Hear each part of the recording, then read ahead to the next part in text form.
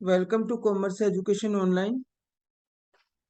तो आज हम चैप्टर करने जो जा रहे हैं वो है रेशियो एनालिसिस।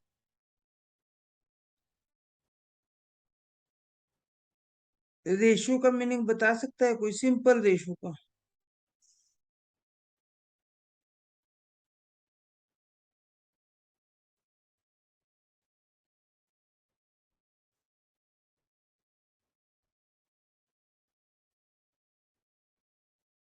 बताओ। What is the meaning of ratio? Ratio का मीनिंग क्या है? कोई भी बता दे।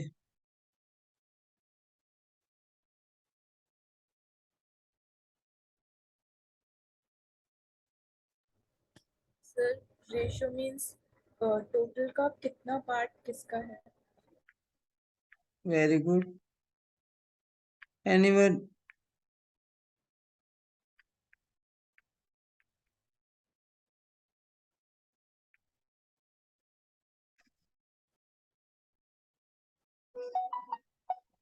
रेशियो का मतलब होता है किसी भी आइटम को फ्रैक्शंस में बताना कि कितना किसका पार्ट है। तो फाइनेंशियल टर्म में हम क्या करते हैं, जितने हमारे फाइनेंशियल डाटा होता है ना, जैसे प्रॉफिट की फिगर आ गई हमारी, अभी हमने फाइनल अकाउंट 11th में किया था, उसमें हमारी प्रॉफिट की फिगर आ जाती है, लॉस की फिगर आ जाती है, या हमारी बैलेंस शीट में एसेट्स की फिगर आ जाती है। तो वो सिंपल फिगर ही होती है, उसका कुछ मॉनेटरी टर्म्स होती हैं, लेकिन उसका कोई मीनिंग नहीं निकलता जब तक उससे यूजफुल कंक्लूजन ना निकाले जाए। तो रेशियो एनालिसिस में हम क्या करेंगे, जो हमारी जो वो फाइनेंशियल स्टेटमेंट्स में एब्सोल्यूट फिगर्स थी, उसको हम क्या करेंगे, मीनिंगफुल इंफॉर्मेशन निकालेंगे। जैसे हमारे प्रॉफिट एंड लॉस अकाउंट में बोल दिया कि प्रॉफिट 1,50,000 या 1,20,000 अर्न किया। तो प्रॉफिट अर्न करने के बाद ये कंपैरिजन करना कि पिछले साल हमने 1,50,000 अर्न किया था, इस साल 1,20,000, उसका रीजन क्या रहा। अगर तो जेन्युइन रीजन है फिर तो कोई प्रॉब्लम नहीं है। अगर कुछ नुक्स मतलब हमारे वर्कर्स ने काम नहीं किया या हमारी सेल पे कोई एडवर्स इफेक्ट आया है तो वो गलत है। कस्टमर को हमारी कोई आइटम में कुछ प्रॉब्लम लगी है, हमने उसको रेक्टिफाई नहीं किया, टाइम से ठीक नहीं किया, तो वो हमारी प्रॉब्लम है। फिर अगर कोई जेन्युइन रीजन है, भाई सपोज करो कोई पेंडेमिक फैल गया, कोई दिक्कत हो गई, उसकी वजह से प्रॉफिट कम हुआ है, तो वो तो सबके साथ ही है। तो हमें ये चीज निकालने के लिए हम एनालिसिस ऑफ फाइनेंशियल स्टेटमेंट करते हैं, जिसमें एक चैप्टर आपका रेशियो एनालिसिस का है। अब जैसे इसमें एक एग्जाम्पल दिया है, बड़ा अच्छा एग्जाम्पल दिया हुआ है कि मिस्टर अनिल जो प्रॉफिट अर्न कर लेते हैं 1,50,000, और मिस्टर सुनील जो प्रॉफिट अर्न कर लेते हैं 1,80,000। तो आपके हिसाब से कौन सी फर्म अच्छी है? अभी हमने इसको एनालिसिस नहीं किया, हमने सिंपल एब्सोल्यूट फिगर देखी, मॉनेटरी टर्म देखा, तो हमें लग रहा है कि मिस्टर सुनील की firm is better than mister Anil. Sunil की फर्म अनिल की फर्म से ज्यादा बेटर है। क्लियर? अभी हमें ये नजर आ रहा है। लेकिन जैसे ही हमने इसको एनालाइज किया, कैसे कि हमने देखा मिस्टर अनिल ने 10 लाख रुपए लगाए हुए थे, 10 लाख रुपीज लगाए हुए थे बिजनेस में, और सुनील ने लगाए हुए थे 15 लाख। तो हमने उसको एनालाइज करना शुरू किया कि 1,50,000 अर्न किए 10 लाख रुपीज लगाकर, 100 रुपीज पे कितने अर्न किए? 15%। और इसका ऐसे ही 1,80,000 अर्न किए 15 लाख लगा के, 100 रुपीज पे कितने? यानी अब हमें ये पता लग गया कि ये 100 रुपए लगाता है बिजनेस में तो कितने रुपए कमा लेता है? 15 रुपीज कमा लेता है। और ये 100 रुपए लगाता है तो ये 12 रुपए कमाता है। तो फर्म कौन सी बढ़िया हुई? अनिल की हुई ना।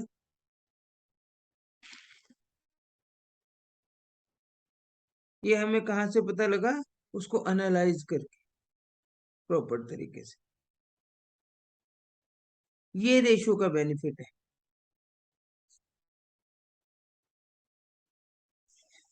Ratio relationship between two figures expressed in arithmetical terms. It is called ratio.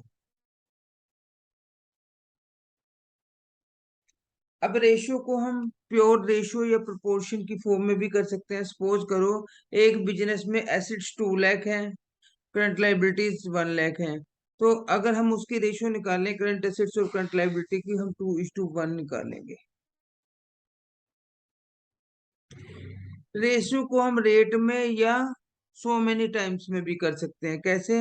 कि अगर हमारा सेल्स जो है हमारी 2 लाख रुपीज है और हमारे डेटर जो है एंड में 40,000 है, इसका मतलब हमारी जो डेटर टर्नओवर रेशियो है वो 5 टाइम्स है। यानी क्रेडिट सेल जो है वो, it shows that credit sale are 5 times कम कंपेरिजन टू डेटर्स।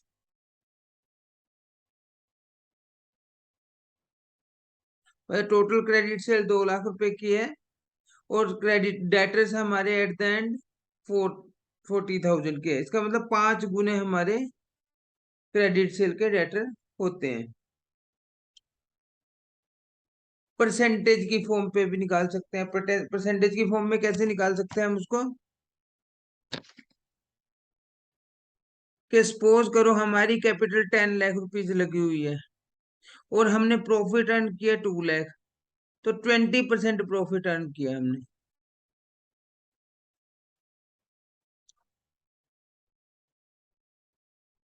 फ्रैक्शंस में भी निकाल सकते हैं। अगर इसी में ही देखें फ्रैक्शन में निकालते टाइम के 1/5 प्रॉफिट अर्न किया हमने, फिर ये 100 से मल्टीप्लाई नहीं करेंगे ना उसको, तो ये हमारे रेशियो एनालिसिस को शो करने के डिफरेंट डिफरेंट मेथड है। अब एडवांटेजेस क्या होती है रेशियो की? सबसे पहला है हेल्पफुल इन एनालाइजिंग या एनालिसिस ऑफ फाइनेंशियल स्टेटमेंट। कि हमारी जो फाइनेंशियल स्टेटमेंट होती है, कौन कौन सी, trading account, profit and loss account और बैलेंस शीट, उसको एनालाइज किया जाता है किस किस पॉइंट ऑफ व्यू से? बैंकर्स के पॉइंट ऑफ व्यू से, क्रेडिटर्स के पॉइंट ऑफ व्यू से, इन्वेस्टर के पॉइंट ऑफ व्यू से और शेयर होल्डर के पॉइंट ऑफ व्यू से। क्योंकि बैंक भी हमें तब तक उधार नहीं देंगे जब तक वो हमारे फाइनेंशियल स्टेटमेंट को एनालाइज नहीं करेंगे। क्रेडिटर्स हमें तब तक उधार नहीं देंगे, इन्वेस्टर हमें तब तक, शेयर होल्डर हमारे पास तब तक इन्वेस्ट नहीं करेंगे जब तक वो हमारे बिजनेस को एनालाइज नहीं करेंगे। तो इसलिए फाइनेंशियल स्टेटमेंट को एनालाइज करने में हेल्पफुल होती है रेशियो एनालिसिस। क्लियर क्लियर है? उसके बाद सिंप्लीफिकेशन ऑफ डाटा। अब देखो हमारा जो अ, मतलब अनअंडरस्टैंडेबल फॉर्म से स्टैंडेबल फॉर्म में करते हैं इसको, अंडरस्टैंडेबल फॉर्म में। कैसे? कि हमारा प्रॉफिट है, जैसे मैंने दो फर्म का भी ऊपर कंपैरिजन किया था, बताया था कि एक ने 150 कमाया और एक ने 180 अर्न किया है। अभी हमें फिगर से कुछ भी क्लियर नहीं हो रहा है, लेकिन उसको अंडरस्टैंडेबल बनाने के लिए हमने उसको कैपिटल से कंपैरिजन किया उसका। फिर हमें पता लग गया कि भाई सही तो ये है कि ये 150 वाला से ज्यादा कमा रहा है, इसकी अर्निंग कैपेसिटी ज्यादा है। कंपैरेटिव एनालिसिस, जैसे दो फर्मों का ऊपर कंपैरिजन किया था, तभी पॉसिबल है, रेशो की हेल्प से पॉसिबल है ये। Locating the week spot of the business, business के जो वीक पॉइंट्स होते हैं उसको हम लोकेट कर सकते हैं।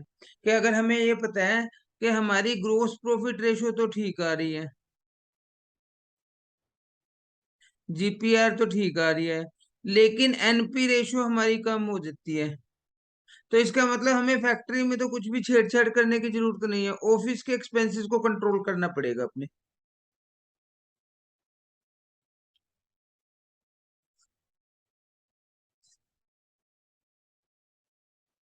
नेक्स्ट है फोरकास्टिंग। अब रेशो जो है हमारे फोरकास्टिंग में भी हेल्प करती है। फोरकास्टिंग का मतलब thinking in advance. If revenue from operation, अगर हमारी सेल जो है वो 10 लाख रुपए है,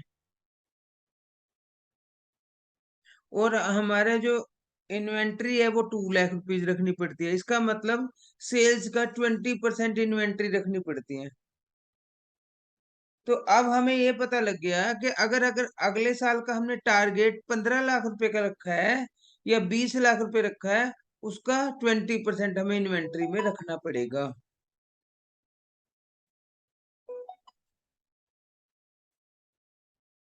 15 लाख की सेल करनी है अगले साल, तो 3 लाख इन्वेंट्री में रखना पड़ेगा यहाँ पे हर टाइम, क्योंकि इन्वेंट्री कम नहीं होनी चाहिए ना। इन्वेंट्री कम होगी तो सेल क्या करेंगे हम।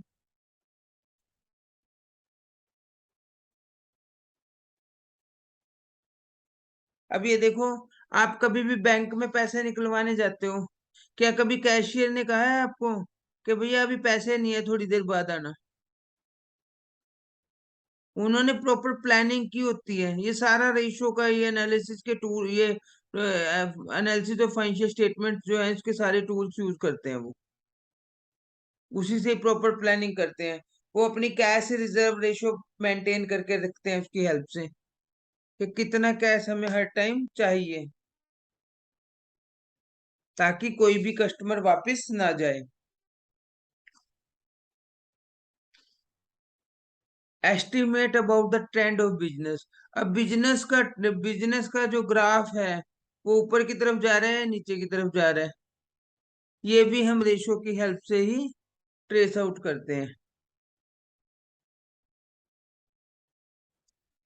इफेक्टिव कंट्रोल, बिजनेस की लिक्विडिटी का पता लगता है। लिक्विडिटी का मतलब क्या होता है कि कितना 1 ईयर में कैश पे ऑफ करना है, कितना हमारे पास है। सोलवेंसी का कितना long term, solvency long term financial position देखने के लिए की जाती है।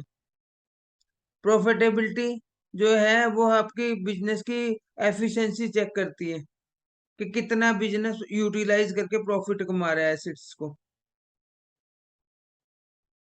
तो इससे मैनेजमेंट को डिफरेंट टाइप के डिफरेंट डिफरेंट पीरियड में डिसीजन लेने में हेल्प मिलती है, और उनका इफेक्टिव कंट्रोल होता है उसके ऊपर। वो प्रॉपर तरीके से planning, organising, directing, controlling, communication, ये सारा का सारा काम कर सकते हैं, कंट्रोल कर सकते हैं।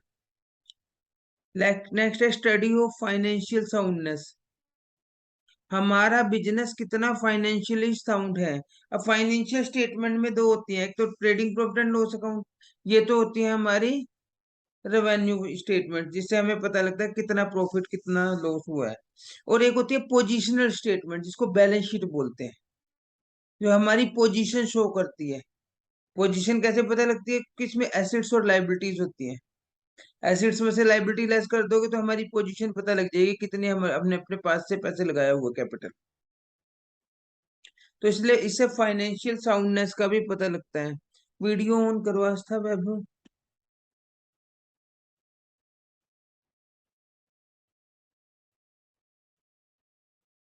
लिमिटेशन, अब कुछ लिमिटेशंस भी हैं इसकी। लिमिटेशन क्या है? False accounting data gives false ratio. अब सपोज करो मुझे अपने बिजनेस में वैभव से इन्वेस्ट कराना है, तो मैं क्या करूंगा, अकाउंटिंग डेटा ही फॉल्स फिल कर दूंगा। वैभव उससे एनालिसिस कराएगा तो वैसे ही एनालिसिस निकलेगा। कोई ऐसा तो है नहीं कि जादू की छड़ी से देख लेगा कि मैंने कितना झूठ बोला हुआ है इसमें।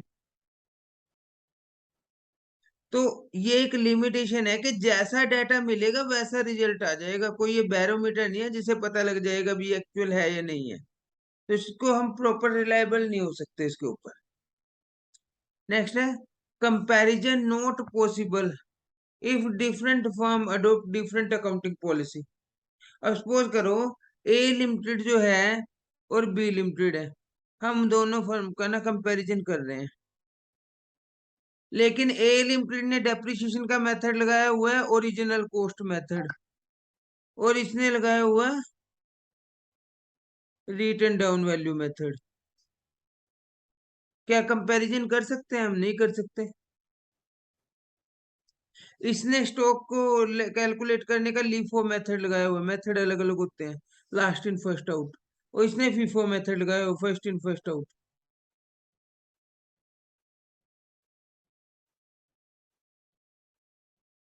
तो जब डिफरेंट डिफरेंट अकाउंटिंग पॉलिसीज होंगी तो वो कंपैरिजन नहीं हो सकता है। This is also the limitation of ratio analysis. Ratio analysis become less effective due to the price level changes. अब सपोज करो हम रेशियो जो करते हैं वो पास्ट ईयर के डाटा पे करते हैं, पिछले सालों के, उसके कंपैरिजन पे करते हैं, उसी के बेस पे करते हैं।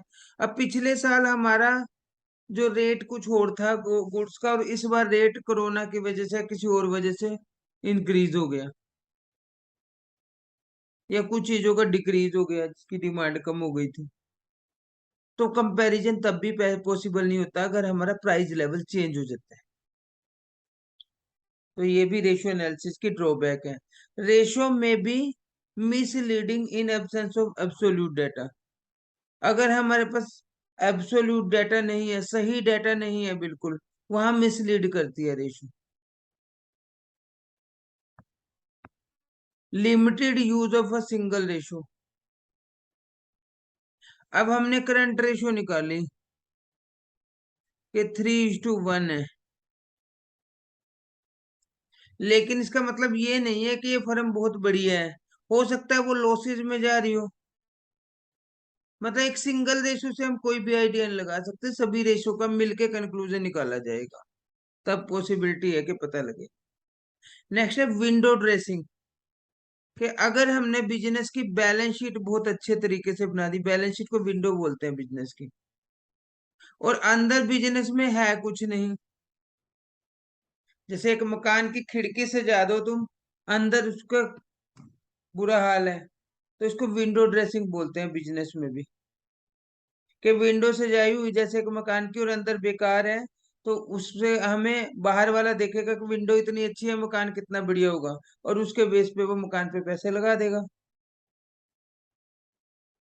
लेकिन एक्चुअल में वो अंदर से कुछ भी नहीं है। कई बार आपने देखा होगा कि कोई हाउस बनता है ना, तो उसमें बहुत बहुत सुंदर हाउस बना देते हैं, लेकिन अंदर से उसकी नींवें मजबूत नहीं होती। 1 या 1.5 साल में उसका जो वो प्लास्टर है वो उतरने लग जाता है, कहीं से ईंटें निकलने लग जाती है, क्योंकि हल्का मटेरियल लगाया होता है। उसे विंडो ड्रेसिंग, मतलब ऊपर से सजा देना किसी चीज को। इसी तरीके से जब बैलेंस शीट भी, फाइनेंशियल स्टेटमेंट भी हम विंडो ड्रेसिंग के जरिए, यानी बेटर पोजीशन शो कर देते हैं उसकी, लेकिन रियलिटी में वो एग्जिस्ट नहीं करता वो चीजें।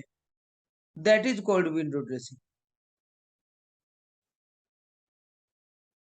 उससे हम क्या कर सकते हैं कि एसिड्स की वैल्यू ज्यादा दिखा दी। कोई एसिड्स हमारे पास 1 लाख रुपए की थी, हमने 1.5 की दिखा दी, 2 की दिखा दी, और लाइबिलिटीज की वैल्यू कम दिखा दी, तो इसे विंडो ड्रेसिंग बोलते हैं। Lack of proper standard. अब प्रॉपर स्टैंडर्ड नहीं है, इन्हें का आइडेंटिटी, जो हमारी करंट रेशो है वो जनरली एक्सेप्ट की जाती है 2:1। मतलब ये मान के चलते हैं current ratio should be at least twice in comparison to current liability.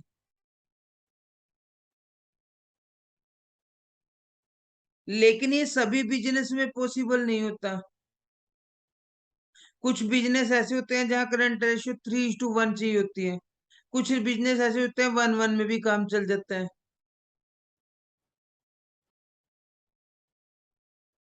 Ignore qualitative factors. अब ये सारा रेशियो एनालिसिस क्वांटिटेटिव बेस्ड है।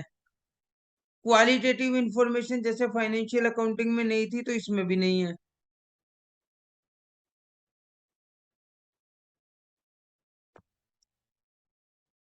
Ratio alone are not adequate for proper conclusion. इन्हें कहा खाली रेशियो के बेस पे हम कंक्लूजन नहीं निकाल सकते, बहुत सी चीजें होती है, कैश फ्लो स्टेटमेंट होते हैं, इन्वेस्टिगेशन करनी पड़ती है, जजमेंट करनी पड़ती है, उसके बाद पता लगता है। खाली रेशियो से आप एक बिजनेस का कंक्लूजन नहीं निकाल सकते, वो बिजनेस कैसा चल रहा है। Effect of personal ability and bias of analyst. जो हमारा एनालिसिस करने वाला होता है उसको बोलते हैं एनालिस्ट। अगर वो उसके हाथ पे बंदा कोई पैसे रख देता है, वो उसी हिसाब से एनालिसिस करके दिखा देता है।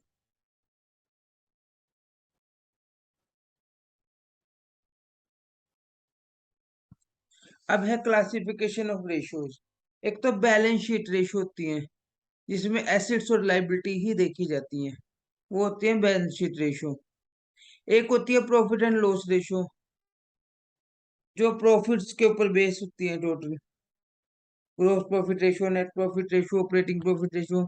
एक होती है कंपोजिट रेशियो,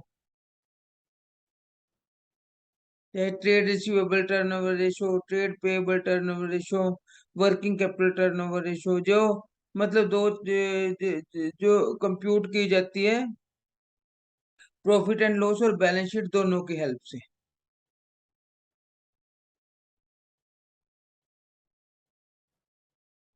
और एक होती है हमारी liquidity ratio, current ratio, quick ratio. तो बेसिकली इसका जो कंपैरिजन है ना, वो इस तरीके से होता है। लिक्विडिटी रेशियो, जिसमें हम short term financial position check करते हैं कि विद इन अ ईयर अगर हमारे बिजनेस में चेक करते हैं तो कितना करंट एसेट्स है, कितना लाइबिलिटीज है करंट, और कितना क्विक रेशियो है, कितनी करंट लाइबिलिटी है, ये सारा।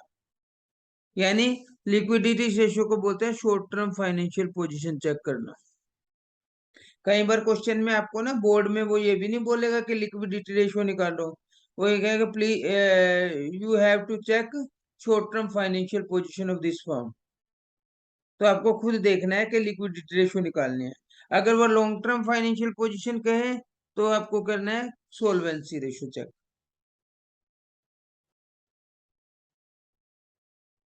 एक्टिविटी रेशियो होती है, प्रॉफिटेबिलिटी रेशियो होती है। अब सबसे पहले आ जाती है आपकी लिक्विडिटी रेशियो। लिक्विडिटी रेशियो में करंट रेशियो, क्विक रेशियो बोलते हैं इसको, निकालना है। करंट रेशियो को वर्किंग कैपिटल रेशियो भी बोलते हैं, और क्विक रेशियो को एसिड टेस्ट रेशियो या लिक्विड रेशियो भी बोलते हैं। ये नाम जरूर याद रखने हैं।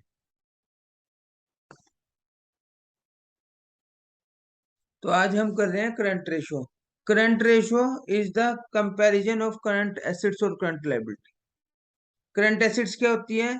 Assets converted in cash with in a year, जो एक साल के अंदर अंदर कैश या कैश के इक्विवेलेंट में कन्वर्ट हो जाती है। कौन कौन सी एसेट्स होती हैं वो?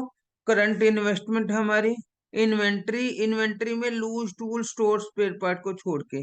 अब इनको क्यों छोड़ा है हमने?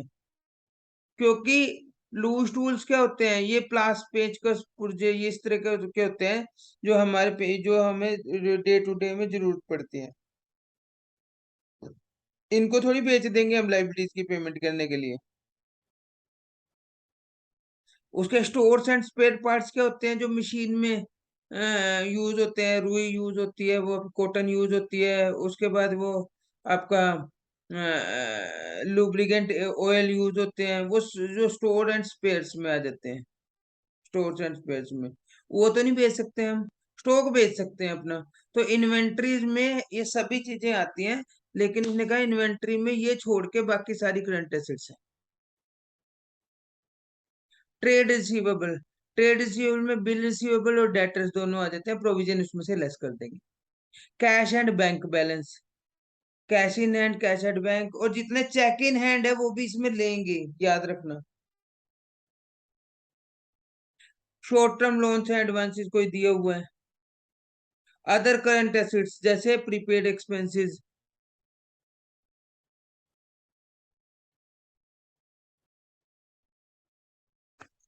accrued incomes and advance tax।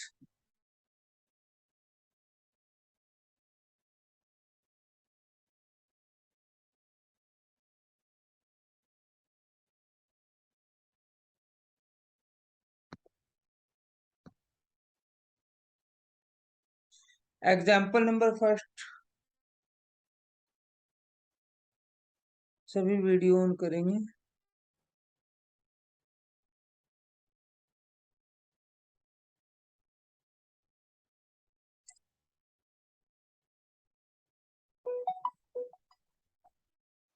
इस क्वेश्चन में हमें करंट रेशियो कैलकुलेट करनी है।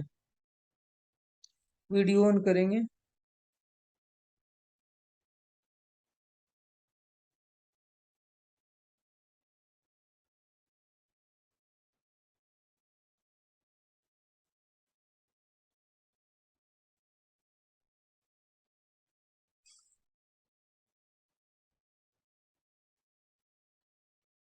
वैभव, खुशी,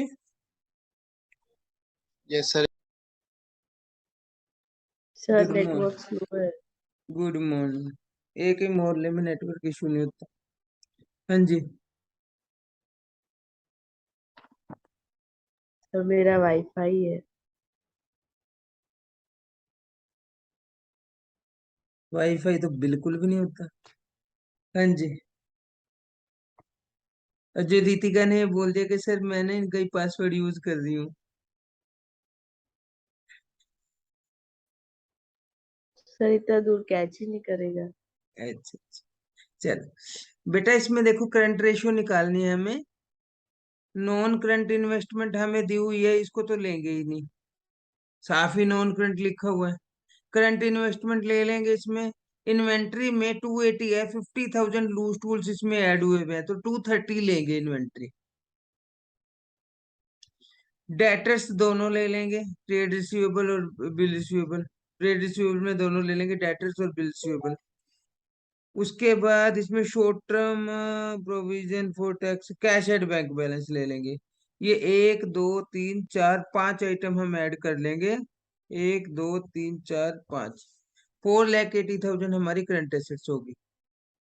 अब करंट लाइबिलिटीज देखो, इसमें ट्रेड पेबल आ जाएंगे दोनों। लॉन्ग टर्म बोरिंग्स नहीं आएगा, शॉर्ट टर्म बोरिंग्स आ जाएगा। ठीक है, ये आपके आ गए सैलरी के bills payable, short term borrowing, short term provision. Provision for tax भी इसमें ऐड कर लेंगे। तो हमारी 4,80,000 करंट एसेट्स आई, 2 लाख करंट लाइबिलिटीज आई। तो हमारा आगे रेशो आ गई 2.4:1। देन अब उसका कमेंट लिखना है हमें। कमेंट कैसे लिखेंगे? An ideal current ratio should be 2:1।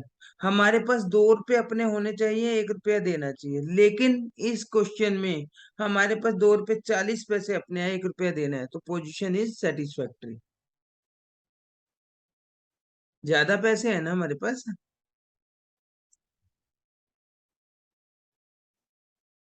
Quick ratio, quick assets over current liability. Quick assets कैसे निकालेंगे? करंट एसेट्स में से इन्वेंट्री और प्रीपेड एक्सपेंसेस लेस कर देंगे। तो अगर हम इसको दूसरे तरीके से कहें, all current assets excluding inventory and prepaid expenses is called quick assets।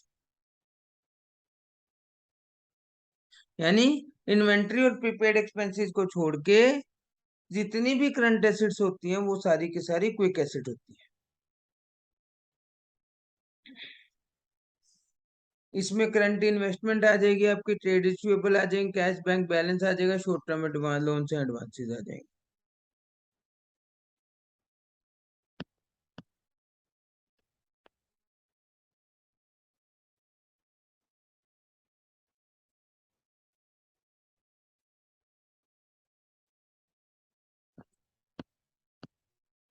Example number 3 देखो। क्विक करंट रेशियो कैलकुलेट करनी है। इसमें टोटल एसेट्स दी हुई है आपको, नॉन करंट लाइबिलिटीज दी हुई है, शेयर होल्डर फंड्स दिया हुआ, और नॉन करंट एसेट्स दी हुई है। तो इसके लिए हम क्या कर सकते हैं? इसकी बैलेंस शीट ड्रॉ कर सकते हैं। जब हम बैलेंस शीट ड्रॉ करेंगे, टोटल एसेट्स में तो टोटल एसेट्स भर देंगे 1 lakh rupees. Non current assets में नॉन करंट एसेट्स 50,000। तो अगर टोटल एसेट 1 लाख की है और नॉन करंट एसेट्स 50,000 की है, तो करंट एसेट्स कितनी होगी? 50,000 की होगी। सिंपल सी बात है, बैलेंस शीट का टोटल तो 1 लाख ही रहेगा ना। अब नॉन करंट लाइबिलिटी हमें दी हुई है कितनी? 20,000 की। शेयर होल्डर फंड कितने दिए हुए हैं? 60 लाख के। शेयर होल्डर फंड्स का मतलब कैपिटल। तो इसका मतलब कैपिटल भी दे दी, नॉन करंट लाइबिलिटी भी दे दी, बाकी तो करंट लाइबिलिटी रह जाएगी ना। 1 लाख इधर का टोटल होगा, बैलेंस शीट तो दोनों साइड के बराबर होगी, तो 20,000 की आ जाएगी करंट लाइबिलिटी। इसको हम बैलेंस शीट से करेंगे, ज्यादा जल्दी समझ आ जाएगा हमें। ये समझ आ गया?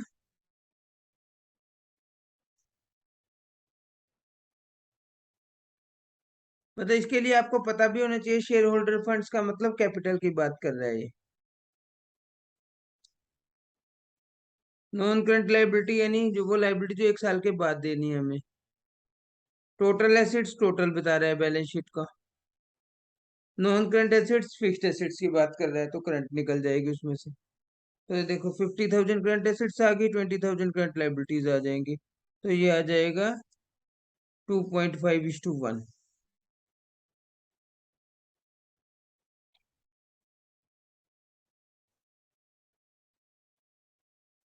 आज आपके 4 तक क्वेश्चन हो जाएंगे, 4 तक क्वेश्चन, 4 तक एग्जाम्पल।